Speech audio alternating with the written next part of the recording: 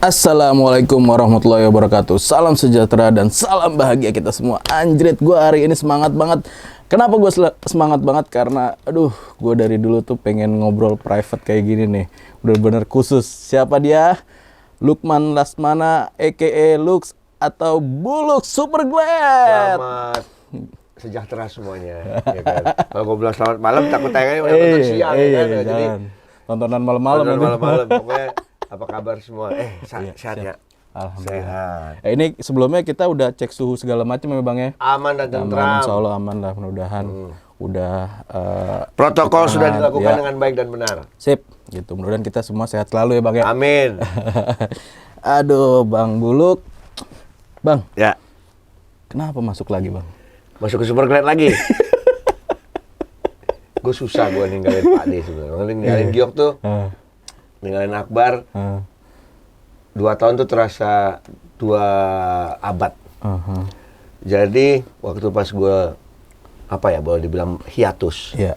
Jadi waktu pas gue lagi mencoba untuk menenangkan diri, coba untuk istirahat. Emang gue nggak ada ini lagi, Sa. Jadi nggak ada niat untuk pengen ngeband lagi tuh udah nggak ada sama sekali. Mau main gitar kayak mau ngapain mau segala macam gue nggak ada kemauan lah. Yeah. Sampai suatu saat kayaknya si niat gue itu tertutup dan malah terbuka untuk melangkah, gue ngeband lagi deh, gitu. Apa yang bikin mau ngeband lagi? Gue kira kayak anak band lainnya gitu kan keluar hijrah langsung jualan baju distro gitu Bang. Langsung pakai sorban atau gimana gitu. Jadi awalnya tuh kan gue memulai dengan MC dulu.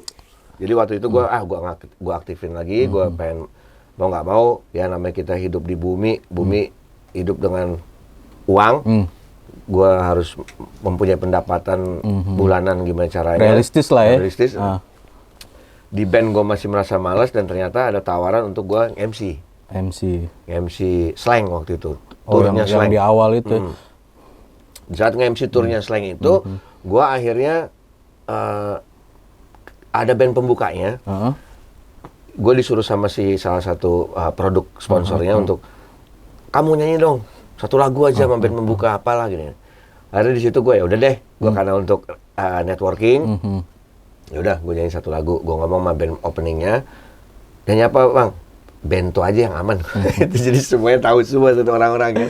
Tapi Bang, sorry Bang, gue potong nih. Tapi selama masa itu, lu pernah nggak ngelakuin kerjaan lain gitu atau profesi lain, entah apa kayak dagang atau gimana gitu? Kadang gue ikut temen gue punya YouTube channel Weekend Studio. Oh, yang itu ya? Gede-gede tetapnya. Gue pas lagi scroll, wah anjir syuting gede juga. Jadi itu dia butuh talent katanya. Iya. Ada bayaran nih, sekian. Gue butuh orang gini-gini. Ya nggak apa-apa deh. Gue ngapain ya? Lu main ya sketsaan aja. Komedi dewasa gitu segala macam. Bantuin teman gue ya, kebetulan punya channelnya teman gue ya udah gue ikut. Sampai akhirnya lumayan lah, dapat dari situ juga lumayan. Habis itu ya udah gue kadang-kadang bantuin kakak gue, dia lagi buka usaha apa gue bantuin. Kadang-kadang juga gue mau ngegojek, sempet. Oh sempet ngegojek? Apa namanya? Masih aktif nggak tuh aplikasi? Kira selingan gitu. Terus udah sempet macam-macam deh. Dulu mah sempet pengen apa gue cari cicilan mobil ya gue narik gokar atau online macam. Sampai akhirnya ya udah nggak ada kesibukan sama sekali gue. Ya gitu-gitu aja. Nah itu dari situ akhirnya gue mikir kan pendapatan gue tuh aja sebulan. Berarti emang jiwa lo passion lo entertain banget sebenarnya Bang ya? Secara nggak langsung. Dari dulu kan penyiar radio, ya kan, nge-MC. Akhirnya dari situ gue kayak bingung, gila nih sebulan cuma dapat sekian, gue mesti hidup dan segala macam. Sampai dapat setoran tadi gue cerita itu, ujung-ujungnya akhirnya udah gue nge-MC, gue ikut nyanyi. Nah di saat gue nyanyi di atas panggung tuh sekali sama si Beno itu satu stadion nyanyi, wah kangen lagi Korea lo, waduh enak juga nih ngeband ya gitu. Itu mati suri lah ibaratnya. Mati suri. Ya. Tiba-tiba ada yang bikin bangkit lagi. Tapi emang iya sih Bang, gue tuh selama lo mati suri gitu, gue merasa hilang. Kan berapa kali kan Super Glad ada vokalisnya diganti nama siapa? Ya, sama almarhum Dendi. Iya benar. Cuman bajingannya tuh kurang gitu Bang. Nyawa sih sebenarnya kalau kayak gitu nyawa. Itu dia tuh. Karena mungkin di Superglad yang nulis lagu gua, Iya, betul. yang mengaransemen lagu hampir kebanyakan gua. Dan ketika manggung pun hampir kebanyakan gimmick di atas panggung yang gue buat tuh emang dengan ciri khas gue sendiri. Nah, itu mungkin yang dirasa kehilangan sama seluruh Superglad Hero pada saat itu. Nah, ya akhirnya emang gue lagi tidak mau ngeband pada saat itu, ya ujung-ujungnya gue pun tidak ada hubungan sama sekali. Nggak ada kontak-kontakan sama Giok, sama Akbar, sama Dadi, waktu itu nggak ada sama sekali. Sampai memang kejadiannya tuh akhirnya di 2019. 2019 itu akhirnya Giok tahu kalau gue punya band. Yang di Bogor itu ya? Giok tahu kalau gue punya band. Gitu. Jadi gue bikin band lagi waktu itu. Si Kausa itu gue bikin. Sampai akhirnya Giok hubungin Mas Toin nih, Radix Gitar. Radix. Endorsement nih. Karena Giok ngeliat video klipnya. Gue pakai Radix. Oh gitu. Oh berarti dia udah ketemu Mas Toin nih. Balik lagi gitu kan, benar-benar. Sedangkan di Giok tahu kalau waktu itu gue udah habis semua, gitar udah nggak ada sama sekali. Ya udah dihubungin, akhirnya Mas Toin bilang, Pak De ngajakin ketemuan lo. Ya udah ketemu di Bogor aja. Ketemulah sama Giok dan segala macam. Nah itu yang gue bilang, akhirnya gue nggak bisa meninggalkan Giok Akbar ketika ketemu. Rasa kangen yang sudah. Waduh, itu pecah sih pas itu ya. Ya udah pelukan, apa kabar lo segala macam. Udah di situ, gue nanya, gimana nih? Lalu gimana ya? Gitu. Itu aja Bang, gue selalu nanya sama Bang Akbar tuh. Ini bakal balik nggak sih, apa gimmick sih, apa gimana gitu kan. Karena ini sebelumnya ya, kenapa Bang Buluk profesinya bisa dibilang musisi, pencipta lagu, mewakili lah ya. Sebenarnya banyak, cuman ini idola gue. Ini mengisi tahun 2000-an lah, gila. Lagu satu pecah itu. Itu nggak bisa dipungkiri. Sebenarnya banyak lagu yang lainnya enak-enak tuh banyak, cuman itu yang paling ngehits gitu. Waduh, gue Pengkhianat Cinta juga tuh. Ya 2005 mengkhianat. Laki-laki itu. Aduh itu kalau ngeband atau pensi pasti banyak kan bawain lagu itu. Waktu itu masih raja pensi Superglad ya. Bang, tapi kalau siapa Bang Akbar sama yang lainnya gitu. Bang Giok, Bang Dadi pas balik lagi atau pas lo lagi cabut tuh nggak apa-apa itu? Nggak apa-apa maksudnya dalam arti? Maksudnya nyariin atau enggak atau mungkin mereka nyariin, tapi kan memang gua memutuskan hubungan. Dalam arti gini, gue nggak punya handphone sama sekali pada saat itu. Sengaja gue boro-boro gue nggak buka yang namanya. Gue nggak tahu kalau Danila udah gede. Gue nggak tahu siapa Jason Ranti pada saat itu, siapa Sisi Tipsy. Gue nggak tahu. Tiba-tiba ada itu ya. Karena memang pas di saat gue hilang itu banyak band-band baru nongol yang bagus dan keren. Nah gue nggak tahu sama sekali. Jadi ketika memang gue memutuskan hubungan dari gue sendiri ke dunia luar. Benar-benar nggak tahu. Berarti personil lain nggak ada yang hubungin juga. Ya karena nggak tahu mau hubungin nggak ada komunikasinya gitu kan. Tapi pas pecah itu ketemu itu kan pecah. Job gua tour aja itu dapetnya dari om gua. Oh gitu. Jadi memang si orang yang mau bikin tour ini, yang mesti turnya Slang ini, namanya Angel. Angel ini menghubungi semua orang-orang seputaran Superglad. Nggak ada yang tahu. Sampai akhirnya entah bagaimana Angel dapat nomor om gua. Nah, om gua akhirnya menghubungi, ya karena keluarga tahu gua ada di mana, menghubungi kakak gua pada saat itu dan ngasih tahu ada job nih, lo mau nggak? Udah sono kerja lagi gini-gini segala macam. Udah, dari situ akhirnya gua mulai. Terus balik lagi kenapa bikin Kausa? Emang ada apa dengan Superglad? Biasanya kalau musisi gitu kan yang gue tahu Bang Buluk tuh, waduh, jantung atau nadinya lah Superglad. Coba tiba-tiba kok bikin Kausa? Apa ada nggak terpuaskan sama Superglad atau punya nyawa lain? Gue tanya balik, kenapa Stevie bikin Dead Squad? Kenapa Jimmy bikin Morfem? Iya sih. Lu udah nanya belum ke mereka? Belum. Nah kan, lu tanya tuh PR tuh buat lu. Iya. Kan? Sama aja sebenarnya. Jadi kalau Kausa justru itu, kalau Kausa tidak ada Superglad nggak balik. Karena Kausa tercipta pas turnya Slang. Oh gitu. Nah, basisnya Kausa itu stage manager event turnya Slang. Dia yang ngeracunin gua, ngeband lagi lu, ngeband lagi lu, gitu-gitu. Akhirnya dari tiap hari 3 bulan gua ketemu si Danar tuh. Om, gua ngapain aja dah, yuk gini-gini segala macam. Gua males ngebenar, sarapan di hotel. Yo Om, gua tungguin ngeband gitu. Naik pesawat. Yo Om, gua tungguin ngeband. Dari situ tiap hari gue di Brainwash disuruh ngeband. Ya udah ayo daripada lu ribet, yuk. Udah tuh ya. Gitu. Masuk ke alam bawah sadar tuh ya. Mau nggak mau lu ke Brainwash kan. Dari situ akhirnya gue bikin band. Niatnya pengen bikin pang-pangan. Gitu. Pang-pangan aja nari, serah lu mau bikin disco juga nggak apa-apa gitu. Nah di saat gue ketemu ngobrol, gue bilang kemana ya larinya? Pangnya kenceng aja Nar. Gue bilang gue kalau pang-pang yang melodik atau pop lagi, udah punya super glad juga. Gue pernah bikin super glad juga. Gue pengen pang yang ngebut lagi. Gue bilang. Jadi pas saat itu gue mereferensikan sama si Danar Exploited, GBH yang kayak gitu yang memang pang kenceng banget deh. Ya udah bikin lagu. Nah di saat bikin karena waktu itu gue bikin sendiri, nggak ada personil kan, hanya gue berdua. Dan gue bikinnya di kamar hotel bikin lagunya. Oh gitu. Pinjem laptop, download aplikasi, udah bikin dulu deh kayak gini segala macem. Bahkan gitarnya gue bikin pakai mulut di handphone. Jangan jeg manual lagi. Pakai mulut itu.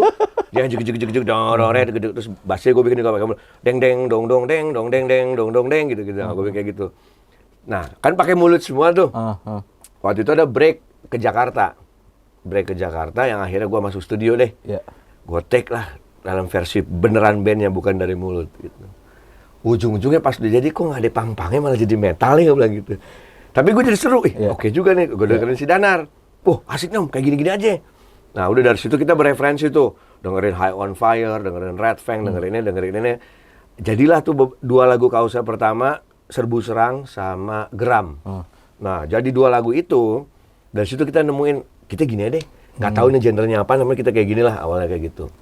Itu ngaruh nggak karakter Kausa ketika mungkin Bang Buluk lagi kondisi begitu transisi, bisa dibilang pengen lagi nggak kepikiran super glad, tapi ngaruh nggak tuh jadi karakter musik jadi begitu? Nggak. Pengen kenceng gitu kan? Kalau pengen kencengnya kayak tadi gue bilang, gue kalau bikin punk rock biasa lagi, punk rock kayak super glad atau segala macem, udah pernah gitu. Gue pengen bikin sesuatu yang gue belum pernah bikin, tapi tetap di benang merahnya punk. Gitu. Tapi ujungnya pas udah jadi kayak gitu, nah sampai akhirnya gue harus menemukan personil si Kausa pada saat itu. Masa gue berdua doang nih? Iya gitu. sih. Gue mesti cari drummer, gue mesti cari gitaris lagi, 1 orang lagi. Nemu drummer, anak metal sejati, yang kebiasa dengan kayak gitu-gitu kan. Nah, jadi masuklah dia, namanya Ivan. Karena Kausa waktu itu sering ke Bandung, gue jadi Ivan dari Bandung. Om, ya diisi kiawanya, jadi gue kasih nada yang di kepala gue cuman mungkin pikirnya cuman deg-dak, sama dia jadi deg-dak gitu. Anjing ya, karena unsur drumnya metal Ngikut jadinya. mau nggak mau kita stroke-nya kan diikutin stroke metal. Nyari gitaris, gue pengen gitaris yang jago karena gitaris gue yang lama bego mainnya. Gitu, temen lu. Gitu ya kan. Gak mau nyebut label lah. Gak baik. Wah, gue harus cari gitaris yang gila ini, gue bilang gitu.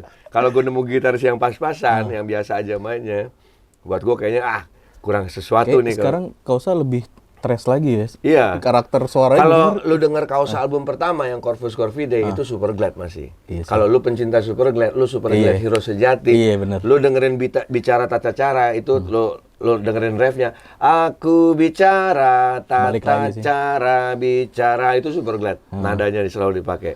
Ya kan, terus apa namanya? Itu kan sama kayak angkatlah rodamu, pacu terus mesinmu. Bener, nadanya. Hampir masih sangat super glad itu. Sampai akhirnya ketika si Kausa jadi album, udah dapet gitaris, Giok lihat, ketemu. Nah dari situ akhirnya gue mau ngeband lagi. Kalau Kausa nggak ada, nggak akan. Gue cuma nge-MC doang. Iya. Super glad nggak akan ketemu. Sebenarnya sih nggak masalah ya Bang ya kalau dalam dunia musik gitu kan, bikin set job atau apa gitu kan. Selama gini, ketika lo melakukan ini dulu profesional, lo pasti punya solusi nih. Gimana caranya? Lu punya band 2 misalkan, jalan. Gue punya 3 sekarang band. Satu lagi lagi rekaman, Glenn and the Vicious Boy. Tapi itu project beneran project.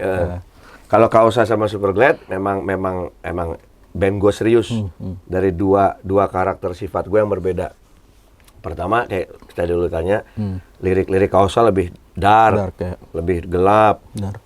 Yang nggak mungkin lirik-lirik itu ada di Super Glad. Iya, gitu. Riff-riff yang gue bikin, kalau lu denger lagu Super Glad bersiap untuk perang, lu denger album Cinta dan Nafsu, lu dengerin albumnya Kausa, pasti lu ngomong anjing sama. Iya sih. Kalau lu tahu sih, gitu, bener. Lu dengerin album Cinta dan Nafsu atau di album yang terakhir Super Glad itu Terangkan Dunia, ada bersiap untuk perang. Nah, terus lu dengerin albumnya Kausa. Pas lu dengerin kalau lu yang ngeh nih, anjing sama ini sebenarnya gitu. Iya sih, bener sih. Terus Bang, gue pengen nanya Bang, itu lo waktu lagi menenangkan diri lah bisa dibilang. Itu bisa dibilang titik terendah lo nggak? Atau emang lo lagi mau refresh aja? Atau kan gue tahu nih sedikit banyak tentang kehidupan lo. Tapi gue salut sih sama Doi ini.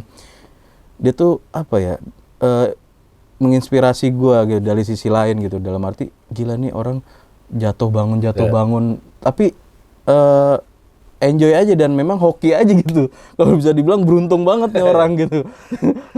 Tapi kalau pas saat menenangkan diri, kalau dibilang itu titik terendah, secara duniawinya, ya titik terendah. Tapi secara kalbunya itu titik tertinggi gue justru. Oh gitu. Karena di saat itu gue sadar bukan mana yang baik, mana yang buruk kita tahu semua. Di saat itu gue sadar bahwa gue telah banyak melakukan kesalahan. Gue telah banyak berbuat yang tidak baik. Di saat gue menenangkan diri, gue malah lebih banyak belajar untuk gimana kita menerima dan bersyukur. Kayak gitu kan. Di saat gue lagi di atas, wah, boro-boro bersyukur coy. Buang duit terus, hura-hura terus dan segala macam. Bang, apa namanya? Tujuannya beda dong antara yang waktu sebelum sebelum ini. Tujuan kalau jauh beda. Jauh. Kalau sekarang tujuan hidup gue happy. Iya. Ya kan? Iya sih, senyumnya beda sih. Bersyukur. Ya kan? Lo token lo bunyi bodo amat. Kan motor lo bannya udah botak ini nyatain ntar aja gitu. Kimco masih awet masih awet, nyala di starter bisa. Jadi kalau tujuan secara duniawinya ya gue sekarang nikmatin apa yang gue dapet. Jadi gue nggak terlalu banyak mengeluh lah. Kalau dulu gue kayaknya, aduh gue belum punya ini nih, kudu punya.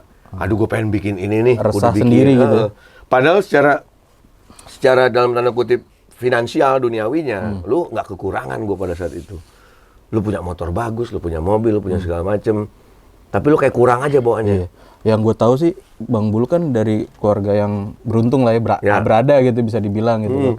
Wah, gue kalau dengerin ceritanya main mobil, nongkrongnya di selatan, wah luar biasa lah. Gue ngeliat historinya gitu, anjir keren banget gitu. Tapi sebenarnya mandiri banget sih kalau gue bisa bilang. Gue umur 17 tahun itu sudah dibebaskan sama nyokap bokap. Nyokap bokap gue lumayan liberal ngajarinnya. Jadi belum ada kan lo umur 17 tahun lu hadiah ulang tahun lu adalah film bokep gue doang kali. Gitu. Serius Bang? Iya, pertama kali nih filmnya. Wah, judulnya Bizarre. Masih ingat lagi? Judulnya Bizarre yang main Linda Wong. Serius? Tahun 90. Tahun 90. Masih apa loh? Jadi bokap gue kasih tuh tonton. Jadi tujuannya apa? supaya gue tidak itu kayak edukasi secara nggak langsung. Oh gitu. Supaya gue bisa tahu, gue nggak harus ke main. Makanya pada saat itu ketika gue punya pacar, gue ngenalin, gue ngajak ke kamar pacar gue dan segala macam tuh nggak apa-apa sama keluarga gue. Cuman mereka tahu anak gue pasti akan melakukan yang terbaik. Itu nyokap tahu. Tahu. Tapi diajarin nggak? Orang cewek gue sebenarnya ini nggak apa-apa aku masuk kamar. Cuek. Mama kamu di depan nggak apa-apa cuek. Tapi mungkin tanggung jawab kali ya, lo harus ya, bisa tanggung jawab. Dengan kayak gitu keluarga gue secara nggak langsung, keluarga gue nyokap bokap mengajarkan kalau lu udah gede kok sekarang, lu udah tahu mana yang benar mana yang enggak. Iya. Gitu. Gue udah ngajarin lu udah nonton bokep. Iya. Gitu. Bang, lo anak berapa sih Bang? Terakhir bungsu. Dari 5. Terus abang yang lain gitu? Wah sama aja. Gitu. Jadi dan gue sama kakak-kakak gue deket semua, deket. Jadi emang dalam tanda kutip hangat lah, nggak ada brokenan secara keluarga. Jadi waktu gue diajarin itu benar-benar ya, gue nggak ya lu senakal-nakalnya pada orang pacaran ya kan, nggak usah gue ceritain juga gimana kelakuan kayak gitu. Cuman maksudnya konten dewasa nanti. Maksudnya gue tahu akhirnya pada saat itu. Cuman yang kayak gue bilang tadi, kayak lu bilang bahwa ya gue beruntung dari keluarga yang ada, yang memang iya, tidak gue nggak munafik bahwa iya, lu nggak manja gitu ya. Apapun yang gue minta pun ada gitu. Manja nggak, justru mandiri. Iya. Malah karena gue belajar mandiri ketika gue pengen jadi punk rocker sejati. Iya benar. Gue keluar dari rumah, gue tidur di depan parkiran Optik Melawai sih, lu bayangin. Padahal gue punya kasur di rumah, tidur di emperan malah gue. Apa coba tujuannya Bang? Waktu itu kayak anti kemapanan. Oh gitu? Anak pang banget sih sebenarnya. Ya, jadi gue anti kemapanan, gue nongkrong di jalan. Itu umur berapa Bang? Dengan 16-17an. SMA lah ya? Iya, SMA 16-17. Bahkan gue nggak pernah masuk sekolah dan segala macem. Itu udah mulai dengerin lagu atau mulai berkecimpung di dunia musisi nggak? Udah punya antiseptik, udah ngeband gue. Oh gitu. Oh, yang awal itu ya? Iya, gue ngeband tahun 88 pertama kali. Terus 90 gue udah ngeband punk rock pertama kali sama antiseptik. Nah, era itu gue udah lagi bandel-bandelnya Iya deh. sih. Anak SMA, jadi nggak mikir panjang waktu itu. Terus kalau menurut lo Bang, dari keluarga atau orang terdekat atau siapa, orang yang paling berpengaruh atau punya pengaruh besar lah atas hidup lo siapa Bang? Nyokap dia pasti. Kenapa nyokap? Nyokap itu yang nggak pernah mau menyerah. Gue di keluarga itu satu-satunya yang terjun di dunia musik. Ya kan? Terus udah itu kakak-kakak gue yang lain settle dengan pekerjaannya masing-masing. Sukses lah. Gitu. Nah, gue satu-satunya anaknya yang tidak kerja di kantor dan segala macam. Kerjaan gue ya Beda sendiri lah. beda sendiri. Nah, ujung-ujungnya akhirnya nyokap tuh selalu ngomong kalau gini. Pokoknya gue ngeliat kok kalau misalkan nyokap abis sholat sujud syukur ngedoain gue dan segala macam. Iya. Serius? Sering gue. Nangis gak? Ya pasti. Ya kan? Cuman maksudnya justru kayak gitu gue ngeliat perjuangan nyokap itu yang gue nggak akan kecewain. Kemarin pas di saat gue menghilang gue mengecewakan. Nah akhirnya dari situ gue berniat untuk gue nggak mau ngecewain siapapun, terutama nyokap gue. Akhirnya gue mencoba untuk lebih baik lagi sekarang kayak gitu. Jadi sekarang aja nih gue udah seumur sekarang masih nyokap suka nelpon. Ada makanan kah di rumah? Gitu. Bang, tapi kan menurut lo tadi bilang mengecewakan, tapi kan dalam satu sisi lo kolbu lo paling tertinggi. Nggak, gue melakukan secara duniawinya. Oh, komunikasinya. Iya, gue mengecewakan Abdul dengan Minanase lah ya kalau. bahwa ada satu anaknya yang nggak berhasil nih, gitu. Secara duniawinya nggak berhasil. Tapi nyokap ngomong sama gue, kalau kamu nggak dikasih karunia. Jadi gue bilang itu bukan cobaan. Gue bilang itu bukan cobaan, bukan ini. Tapi gue justru bilang itu anugerah. Kalau gue nggak dikasih anugerah itu, wah, gue masih ini bukan minuman di sini. Iya benar. Jägermeister yang ada di sini. Iya sih. Gitu. Oh janganlah. Bukan yang ini. Gitu. Nah, kalau gue nggak dikasih anugerah itu, mau nggak mau ya udah, gue tetap akan seperti dulu. Nah, nyokap akhirnya ketika gue saat ini masih kayak gini, nyokap cuma ngomong, harta mah nggak penting di dunia. Gitu. Guys, yang penting mah kamu udah jauh lebih baik. Mau tinggal sekarang cuma di kontrakan, yang penting nggak kehujanan, gitu. Bersyukur baik ya. Udah gue sama orang-orang terdekat gue, bokin gue yang sekarang, benar-benar megang. Ayo kamu bisa, kamu bisa kayak gitu. Ya udah, apapun yang gue jalanin sekarang gue syukuri. Yang gue ngeliat nyokap berdoa dan segala macam ini ya, walaupun masih lo bayangin, gue udah seumur ini, ya kan, masih kayak tadi gue bilang dia nelfon. Mama nyuruh, ada supirnya dia, Mama nyuruh Bang Bujang nganterin kornet sama sarden tuh. Iya, masih dikirimin kornet sama sarden gue kadang-kadang. Gue aja dengernya sedih loh Bang. Oh iya, nuhun. Kamu ada telur nggak di rumah? Masih ada 4 gitu. Kirimin telur. Padahal gue juga maksudnya, gue bisa beli. Iya gitu. bener. Tapi ya itu biasanya nyokap perhatian, bentuk perhatian dan sayangnya gitu kan, secara nggak langsung. Jadi kayak dia dikasih kakak gue kerja di Bulog yang dimana tanda kutip udah pasti beras di mana-mana ya kan. Kakak gue ngirim beras ke nyokap gue, misalkan ngirim 100 kilo, itu 10 kilo dibagi lah ya. Kasih ke gua gitu. Dibagi gitu. Padahal gue bilang, gue jarang masak juga gue di rumah, mending gue beli ke warteg gitu kan kasarnya. Iya sih. Gitu ya. Tapi setidaknya terpenuhi lah. Segitunya, sampai anaknya udah seumur ini aja, dia masih memperhatikan gitu. Gokil. Kayak, nah gue tuh pengennya, sampai gue pengennya tuh, gue ngomong gitu, Mah, udah tenang aja, nggak usah mikirin gue bisa hidup, bikin kamu kelaparan, enggak, gue bilang gitu, tenang aja. Karena dia kayak melihatnya, ini satu-satunya anak gue yang belum, rumah masih ngontrak, ya kan, mobil habis, motor tinggal 1 jelek lagi kayak gitu-gitu, jadi masih kayak gitulah. Sampai akhirnya, ya itu pemikiran dia tuh selalu kayak, setiap ada apa-apa, jangan lupa Lukman dikasih, ya gitu-gitu deh. Ada kiriman apa misalnya, selalu ya? Selalu. Sampai kakak-kakak gue ngeledek, dasar lo, anak kesayangan anak gitu ya. Bontot ya. udah dewasa gitu kan bahasa. Kakak gue cuma ngeledek, kakak gue juga kadang-kadang misalkan nyokap bilang gitu, kakak gue ngomong, udah ada dia, orang di YouTube mulu, gitu, segala gitu.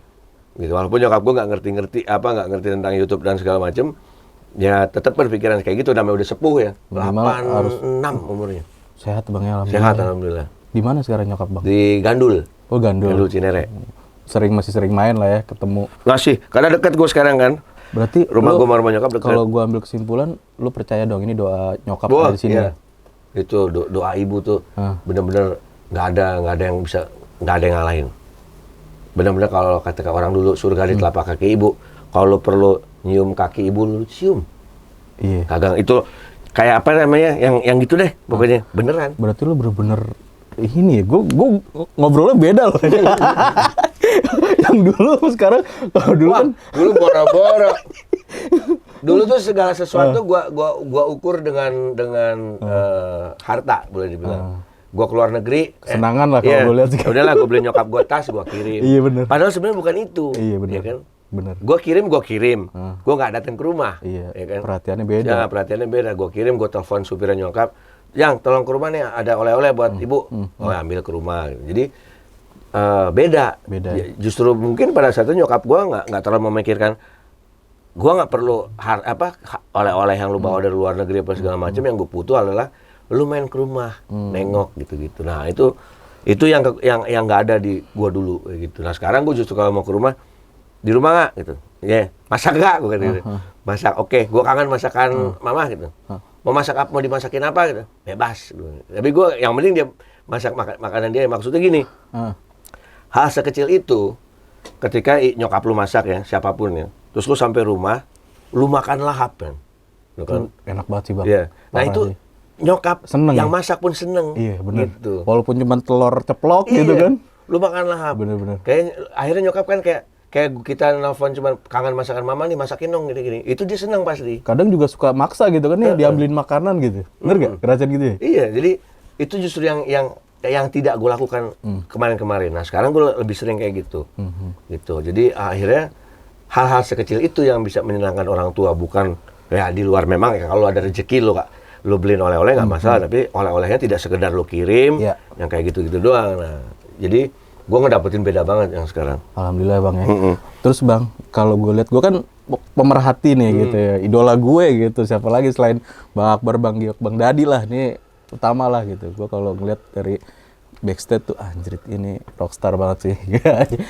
Gini Bang, gue tahu gitu kan, lo ada momen yang paling dark lah gitu kan, meninggalnya bini. Tapi sebelumnya alhamdulillah Bang Buluk nih udah bahagia nih, udah ada apa backingan lah, udah ada lah gitu, udah nggak bisa digangguin gitu ya Bang. Nah itu ngaruh nggak Bang sama tato lo Bang? Kalau dulu gue lihat sih nggak sebanyak ini, nggak ada malah. Nggak ada.